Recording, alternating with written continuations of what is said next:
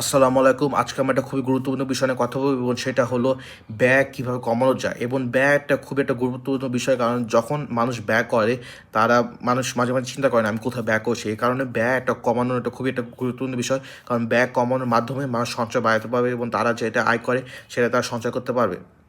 এবং ব্যয় কমানোর বিভিন্ন পদ্ধতি আছে, যেমন হলো মানুষ তার লিখে রাখতে পারে তারা কোথায় ব্যয় করছে এবং লেখার মাধ্যমে তারা জানতে পারে যে যেখানে সে ব্যয় করছে সেটা হলো এমন জায়গায় ব্যয় করা হচ্ছে যেখানে ব্যয় না করলে হয়।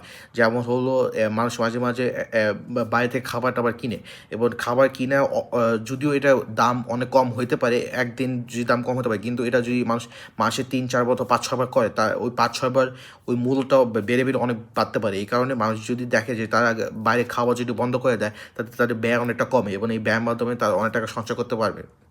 এবং এই কারণে ব্যয় কোথায় ব্যয় করা হচ্ছে সেটা জেনে রাখা খুব গুরুত্বপূর্ণ বিষয়। কারণ মানুষ যদি জেনে রাখে তারা কোথায় ব্যয় করছে এবং সেটা যদি তারা ব্যয় করা কমায় দেয়, তখন তারা তাদের সঞ্চয় বাড়াতে পারবে এবং তাদের ব্যক্তিগত সম্পদ বাড়াতে পারবে।